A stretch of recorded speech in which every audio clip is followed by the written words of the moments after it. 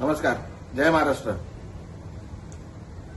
जो प्रकार माझ्यात आणि पत्रकारांमध्ये हा झालेला आहे त्याच्यासाठी मी मनापासून दिलगिरी व्यक्त करतो आणि हा प्रकार का घडला हे जरा आपल्याला सांगू इच्छितो.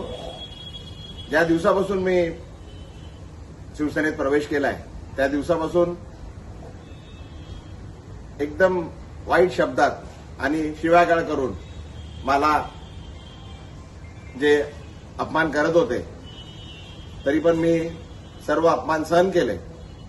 तरी सुद्धा आज सकाळी परत एक पत्रकार मित्र आले होते. मी त्यांना हात जोडून विनंती केली की बाबा याबद्दल आपण कुठलंही मला विचारू नका. जे मला काय बोलायचं होतं ते मी सर्व बोलून झालेलं आहे. आता कृपा करून काय बोलू नका. मी हात जोडून त्यांना विनंती केली. वारंवार मी सांगत आलेलो आहे का बाबा हे सर्व प्रकार हा माझा आहे. मला आपण जे शिव्या देतात आहे ठीक आहे, पण माझ्या परिवाराला, माझ्या मुलीला, माझ्या पत्नीला, माझ्या वडिलांना, माझ्या परिवाराला आपण जे वाईट बोलताय, शिव्या देतात आहे त्यापासून त्यांना जरा लांब ठेवा असं मी त्यांना वारंवार विनंती करत आलोय.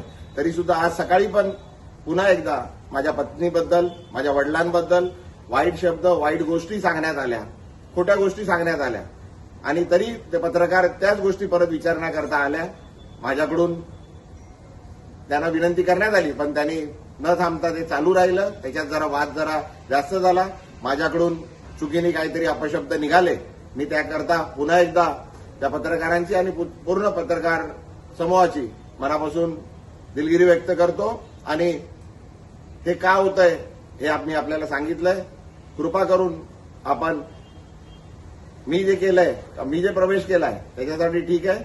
माझ्या परिवाराला, माझ्या मुलीला, माझ्या परिवाराला, माझ्या पत्नीला, माझ्या वडिलांना जे हयात नाहीये, माझ्या आईना आणि माझ्या पूर्ण परिवाराला याच्यापासून जरा लांब ठेवा अशी आपल्याला विनंती करतो. धन्यवाद. जय हिंद. जय महाराष्ट्र.